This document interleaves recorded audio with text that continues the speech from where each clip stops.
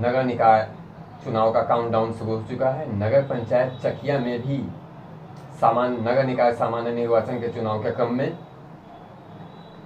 पहले चरण का मतदान होना है, जो 4 मई को होगा। बस नगर पंचायत के चुनाव में मात्र 8 दिन शेष है, 9वें दिन मतदान होना है। ऐसे में आप जब नगर पंचायत का हाई वोल्टेज चुनाव चरम पे है, तो ऐसे में आप आज हमारे स्टूडियो में कई बार एसोसिएशन के अध्यक्ष रह चुके माननीय श्री भैयालाल सिंह जी मौजूद हैं। मैं उनसे जानना चाहता हूं कि नगर पंचायत के चुनाव को आप किस दृष्टि से कैसे देखते हैं? इस समय चुनाव की सरगर्मी तो बहुत काफ़ी देखने को मिल रही है और भी सरगर्मी अभी बढ़ेगी। और बीच में चूँकि टाउन एरिया का चुनाव पेंडिंग हो गया था, इसलिए मतदाताओं में और भी रुझान ज़्यादा है कि कई दिनों के बाद, कई महीनों गुजर गए तो चुनाव का रूपरेखा देखने को मिलेगा। बीच में जो है 6 महीने का इंतज़ार करते जनता रह गई, मगर प्रशासन के हाथ में नगर पंचायत थी। अब जो है चुनाव होने वाला, इससे उत्सुकता ज़्यादा है जनता में। नगर पंचायत का चुनाव जो अपने चरम पे वाकई में पहुंच चुका है, इसमें यह देखने में आ रहा है कि लगातार 3 बार से बीजेपी यहाँ पे अपने प्रत्याशी को खड़ा तो कर रही है, लेकिन मुँह खा गई है, जीत नहीं पा रही है। ऐसे में क्या लगता है कि इस बार बीजेपी ने जिस प्रत्याशी को टिकट दिया है, जो पेशे से अधिवक्ता भी है, पत्रकार भी है, क्या वह इस मामले में सटीक बैठता है कहीं से भी? हाँ, देखिए, वैसे कहा जाए तो चुनाव में अगर योग्य प्रत्याशी देखा जाए, और ये भी हम तो देख रहे हैं कि जो 2-3 प्रत्याशी, जैसे पहले चुनाव हुआ था तो उसमें अध्यक्ष रह भी चुके हैं, और एक नए प्रत्याशी के रूप में जनता चुनना चाहती है। जो रह चुके हैं उनको जो है नकार भी सकती है जनता, लेकिन चुनावी मैदान है, कहा नहीं जा सकता कि लड़ाई का रूपरेखा क्या होगा। लेकिन मैं चाहता हूं कि जनता का रुख उस तरफ होना चाहिए जो योग्य हो, कर्मठ हो, नगर पंचायत के विकास के प्रति जागरूक हो। क्योंकि हम लोग जो है देहात के रहने वाले हैं, देहात को छोड़ करके नगर में आए इसलिए कि हम लोग थोड़ा सा सुख सुविधा का उपयोग करेंगे, भोग करेंगे। मगर हम तो देख रहे हैं कि आदर्श नगर पंचायत चकिया बना है, लेकिन आदर्श शब्द का मापदंड हम नहीं समझ पाते हैं कि आखिर किस रूपरेखा में इसको आदर्श माना जाए। यहाँ की सड़कें भी अच्छी नहीं मैं देख रहा हूँ, पानी की दुर्व्यवस्था है, बिजली की दुर्व्यवस्था है, और सबसे बड़ी चीज़ हम तो देखते हैं कि अतिक्रमण इतना ज़्यादा हो गए हैं कि मतलब कोई अतिक्रमण हटाने की कोशिश नहीं करता है। जो भी प्रत्याशी चेयरमैन होता है वो सोचता है कि वोट के तुष्टीकरण की राजनीति में वो हटा नहीं पाता है। ये जो है दुर्भाग्य की बात है। कई जगह अतिक्रमण हुए हैं, कहा गया भी, लेकिन हट नहीं पाता है।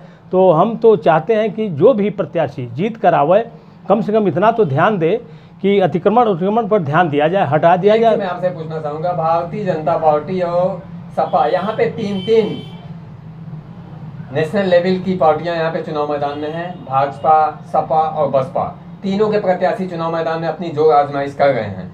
ऐसे में क्या लगता है कि इसमें तो 2 ऐसे भी प्रत्याशी हैं जो सपा से हटके, जैसे कि रवि प्रकाश चौबे जी चुनाव मैदान में हैं, वे अपने को आज भी सपा का ही प्रत्याशी मानते हैं। वे नहीं कह रहे हैं कि मैं सपा का सिपाही नहीं हूँ, आज भी कहते हैं कि मैं सपा का ही सिपाही हूँ। ऐसे में आप क्या देखते हैं, 2 प्रत्याशी जिन्होंने अध्यक्षी का कार्यकाल अपना पूरा भी किया है, उन्हें जनता देख भी चुकी है, ऐसे में आप क्या समझते हैं, जनता पुनः उनको लाना पसंद करेगी या किसी नए चेहरे को? देखिए, जहाँ तक चौबे जी की बात है तो अपने जगह पर उनकी बात और उनकी राय जो है उचित भी है। खैर, वो सपा में रहे हैं ज़रूर, लेकिन बाई चांस टिकट नहीं मिला है। आज भी अपने को सपा का ही सिपाही मान के चुनाव लड़ रहे हैं, लेकिन जनता इस चीज़ को जान रही है कि सपा का टिकट मिला है किसको। ये तो बागी प्रत्याशी हैं, इस चीज़ को जनता को गुमराह करने से तो खैर नहीं काम चलेगा।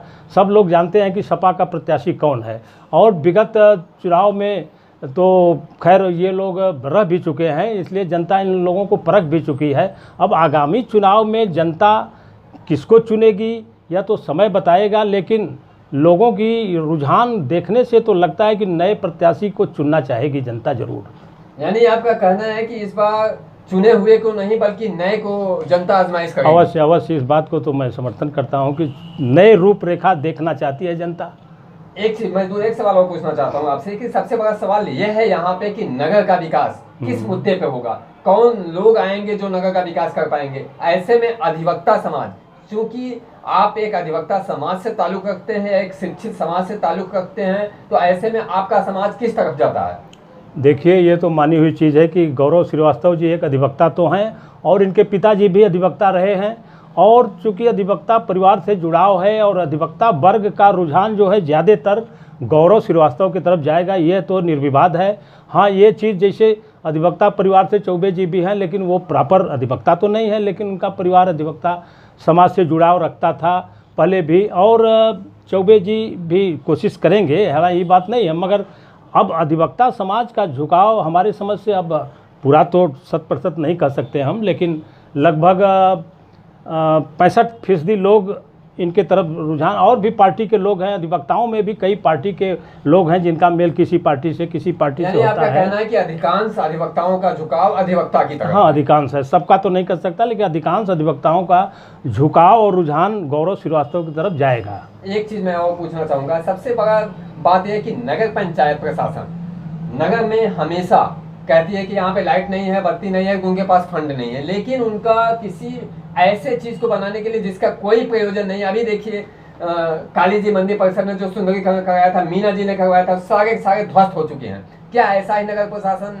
कार्य करवाता है? अभी जो भी चीजें हैं, लाइट नहीं है, चकिया में आधे से अधिक जगहों पे खंभों पे बिजली की व्यवस्थाएं नहीं है, इस पे आपका क्या कहना है? हाँ, ये चीज़ सही है। नगर पंचायत कार्यालय में हम लोगों का तो जाना आना बहुत कम रहता है, शायद साल में 2-4 बार जाना आना होता है, लेकिन हम वहाँ की दुर्दशा और दुर्व्यवस्था देख चुके हैं कि वहाँ जो है, जो बैठता है कुर्सी पर अपने को मानता है कि बहुत बड़े हम अधिकारी बैठे हैं, किसी की कोई बात भी नहीं सुनने वाला होता है। इस चीज़ पर जो भी, जैसे चाहे गौरव जी हो चाहे कोई भी हो, आगामी चुनाव में अगर जो भी चेयरमैन हो, इस चीज़ का ख्याल रखें कि नगर पंचायत में ये जो है लोकतंत्र है, तो ये अपने को लोग समझेंगे कि नहीं, मैं मतलब राजशाही मैं भोग कर रहा हूँ, तो तानाशाही वाली बात नहीं हो। लेकिन टाउन एरिया में मैं देखता हूँ ज़रूर इस चीज़ को जो है समाप्त किया जाना चाहिए। इस चीज़ पर मैं बहुत ज़्यादा फोकस दे रहा हूँ कि टाउन एरिया कार्यालय की दुरुस्ती होना चाहिए। एक चीज आपने देखा होगा कि हमारी खबरी की टीम ने पूरा नगर पंचायत के 12 वार्ड का सर्वे किया था अभी कुछ दिनों पहले। वार्ड नंबर 4 में जो 29,97,000 रुपए से केवल घटनापुर में ट्रैक बनाया गया था, उस पर भी मैंने सर्वे किया था। मैंने जनता से सवाल पूछा था, अधिकारियों से सवाल पूछा था, यहाँ तक कि यहाँ के प्रभारी एडीएम साहब से भी मैंने पूछा था। उन्होंने कहा कि इस पर जांच होगी और सारी की सारी जांच कराई जाएगी। यहाँ पे संभवतः जांच के लिए चीजें आ भी चुकी हैं, हमें जहाँ तक पता चला है। लेकिन आप बताइए, यहाँ पे 40% कमीशन लिए जा रहे हैं, लोगों का ऐसा कहना है, मैं नहीं कह रहा हूँ, लोग कहते हैं कि हम जब जाते हैं काम कराने के लिए या काम मानने के लिए, तो वहाँ पे कहा जाता है कि 40% कमीशन है। अगर जब कमीशन खोई ही चलेगी तो यहाँ पे काम क्या होगा? तो नगर पंचायत को लोगों का मानना है कि नगर पंचायत बना दिया गया है। क्या यह बात सही है? नहीं, ये तो मैं भी देखता हूँ कि लिपा पोती तो इतना ज़्यादा हो गई। कमीशन खोरी वाली जो बात है, वास्तव में कमीशन खोरी तो बहुत ज़्यादा हो रही है, इसीलिए विकास का जो मार्ग है वो अवरुद्ध होता जा रहा है। लेकिन इस पर नियंत्रण कैसे होगा? अब जनमानस के अंदर तो ये भावना उठती है ज़रूर, लेकिन अब ऊपर वाले जो शासन प्रशासन में लोग हैं, सरकार में हैं, वो इस पर थोड़ा ख्याल करें, तब ना उस पर जो है नियंत्रण होगा। ये तो मैं समझ रहा हूँ कि जल्दी नियंत्रण हो पाना बड़ा मुश्किल है। और हम लोग तो भ्रष्टाचार के खिलाफ लड़ाई भी लड़ना चाहते हैं, लड़ते भी हैं, मगर कोई सुधार का वो हमको रुख नहीं मालूम होगा। वास्तव में जो है नगर में मैं देखता हूँ बहुत लिपापोती हो रही है। नगर में लिपापोती हो गई है। नगर पंचायत के अधिशासी अधिकारी मनमानी पे उतरे हुए हैं, ऐसा लोगों का कहना है, ऐसा सर्वे की रिपोर्ट में भी आया है। और मैं एक चीज आपसे जानना चाहूंगा, अधिवक्ता समाज इस पे कभी आवाज उठाया कि नहीं? अधिवक्ता समाज की बात तो मैं पर्सनल जो है टाउन एरिया में सूचना के अधिकार में भी दिया, उस पर जो है उल जलूल जो का जवाब मिलता है, कायदे से इस पर जवाब भी नहीं देते हैं। और ये वर्तमान में जो सचिव साहब हैं, इनकी तो खैर शिकायतें बहुत ज़्यादा मैं सुनता हूँ, अब उनसे बहुत ज़्यादा हमारा ताल्लुक़ नहीं है, लेकिन इनकी शिकायतें हैं, ये तो निर्विवाद है कि सचिव साहब जब से आए हैं ये कुछ न कुछ गड़बड़ियाँ होती रहती हैं इनके ज़माने में। नगर पंचायत का कार्यालय एक इस तरीके का अड्डा बन गया है कि जहां पे आम लोगों की कोई सुनवाई नहीं होती है। अभी मैं वार्ड नंबर 8 में था, वार्ड नंबर 8 की सर्वे में कर रहा था, तो वहां पे कहा जा रहा था कि वो ईओ साहब और यहाँ के अधिकारी कर्मचारियों का कहना है कि आप 2 बजे आना। जब ये 2 बजे आते हैं तो कहा जाता है कि कल 2 बजे आना। अब यहाँ कहाँ तक आप इसको उचित समझते हैं?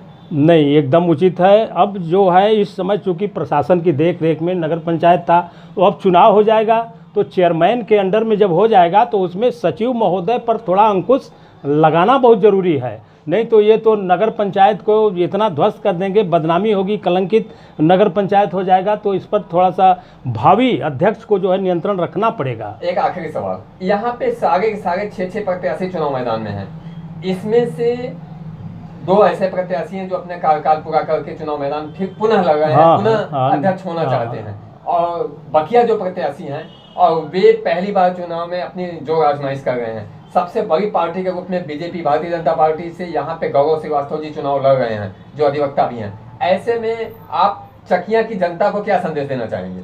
अब हमसे जो भी जनता अगर राय लेगी, पूछेगी, तो हम तो यही कहेंगे कि भाई योग्य कैंडिडेट जो थोड़ा कर्मठ हो उसी को आप लोग चुनिए और विकास के बारे में सोचिए। तो इस रूपरेखा में मैं तो समझता हूँ गौरव श्रीवास्तव जी खरा उतरेंगे।